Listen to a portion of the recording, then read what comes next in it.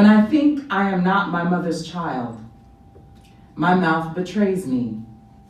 I carry her fuck you flung at my face, a knuckle in my cheekbone. I spit out fingers. She gave me a crescent scar, swung a wire hanger across. I should have had the abortion your low-life father wanted. Drags me by my ragdoll heart each time. Passes a palm down her stomach, lifts her shirt above the waist, yells, "Look at me, look at the damage." I came into this world a stain, a stone, a C-section, the soft terror fleshed out of her body. I could have stayed in there forever, stretched her skin into translucence, my window seat to pastoral weeping. I left her underbelly glistening, the welt of a wound worn, withdrawn, shrinking into. I watched her smear cocoa butter above her hips, hands pulsing of vines along the groove of stria, tending the umber lightning bolts in the rhythm of pouring of my being here. I am the sort of animal that needs to be held, ruins the hold, tears the body apart limb by limb. Satin strands of skin ripped open, suffer, shame, sacrifice hum in the head as if heirloom or honor or hurt. A vexed tongue can be a pistol. A loaded barrel of insults can be ears bleeding, a testimony of regret unborns you, ungrateful piece of. When they were two bodies laid together, heaving each other's breath, did my parents pause to make me? I want to hunt down the second just before and live in the I love you of the quiver. Was it rapture or mere spasm? Did they pray? Did they exhale? Did they say, amen?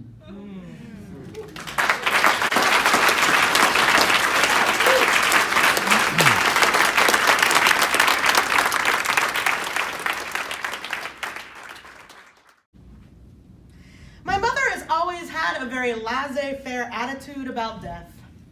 When it's your time, it's your time. Nothing you can do about it. And sharing this philosophy has helped me through many mornings in this city when everything seems too quiet. Like the morning after the London bombings, when the subways rattled empty in what should have been the morning rush. My car held me and 5 people, all of whom were reading Bibles. I thought, if it's your time, it's your time. And I counted down my stops.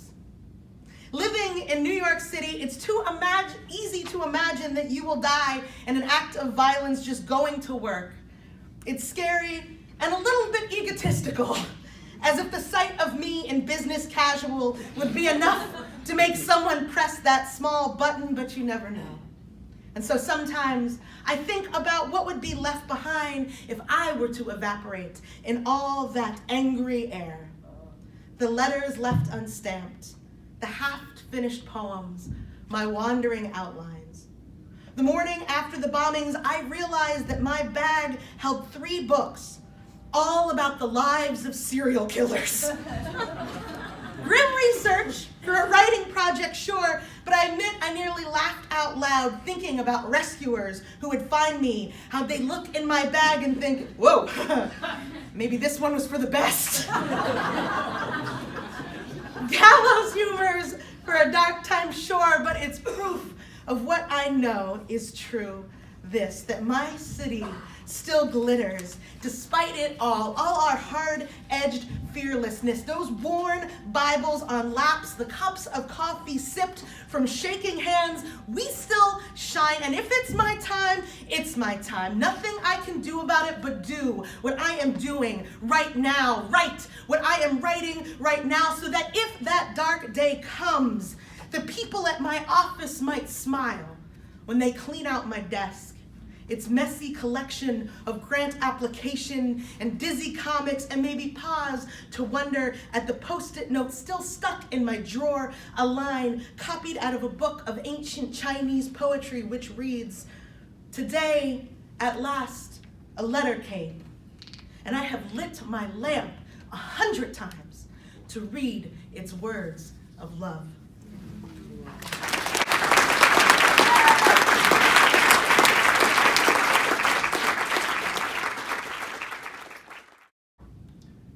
a bad earworm to have.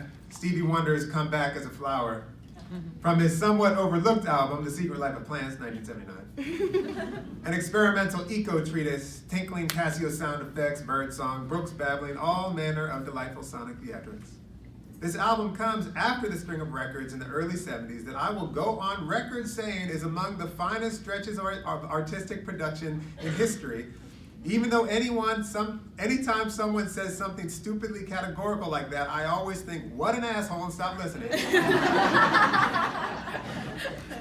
Music of My Mind, 1972. Yeah. Talking Book, 1972. Fulfilling This First Finale, 1973. Intervisions, 1974. And Songs in the Key of Life, 1976. You know songs from these records even if you don't know you know songs from these records. And especially not a bad earworm to have these days, today. Walking through the Denver airport on a layover to Santa Fe, feeling a bit anxious at all the camo and hunting gear, which I know, might have a different valence here than where I'm from in southern Indiana. Hunters being sometimes among the truest stewards of the land, I know. My anxiety likely has something to do with the impending inauguration. Most likely. Exxon's Rex Tillerson's hearing was today. Scott Pruitt's in the mix. Secret Life of Plants, Flower Power.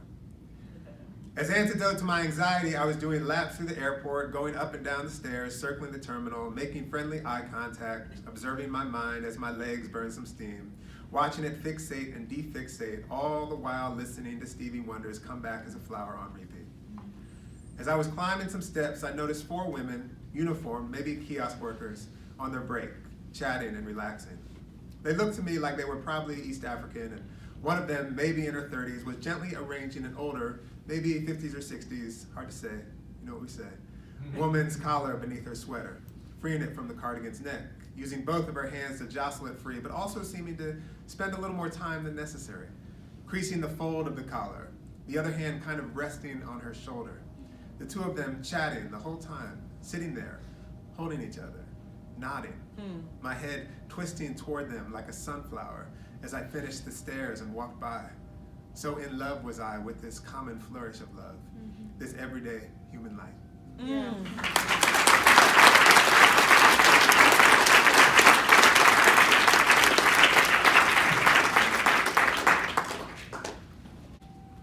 Bless the sun, bright in its rising.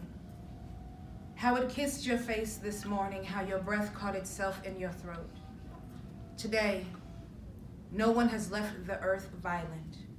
No one has lost a war. Only breath and here and the sun. Amen. Bless the boats, each river that brought your love closer to you, each world within a world, orbiting like a colonizer's prayer. Where no weapon shall prosper, where no grandmother's juju will wither in a leather knapsack, only the breath of a body docking to the land of its lover and the sun. She is here too, and on fire. Amen. Bless the fingers that stretch away from the body. How it finds another body near the light. How the light make everything familiar and safe. How safe can be a new house, and the fingers drop heavy with shimmer like a promise you once dreamt. Where you and the sun and your love lie against the skin of each other, the wind whipping you close, your fingers intertwine. Bless a prosperous love, and the hands unafraid of the weight of your kind, your kind of kiss can bring. Bless the untamed, the unafraid, the unconquerable love. Let it shred itself to bits in your mouth. Look how it stay. Amen. Amen. Amen. Now praise your tongue. The way it holds every name like a spell, praise the hunger. The way it led your ancestors through Harlem and Haiti and Oakland and Detroit. Amen, amen, amen. Praise the way your wrists know, the way your heart murmurs, how your neck cracks and your knees quake when you think of a house holding the memories of your only, how each memory can become a dream, how your face splits into an equator of vibration. Amen, amen, amen. Praise the body that will have lived to know a longing like this. The body that will have lived to know a longing like this. The body that will have lived, the kind that wakes you at night, props open your front door and leads you to a porch, lets you look up the block, easy, with the home sturdy and still beneath your feet.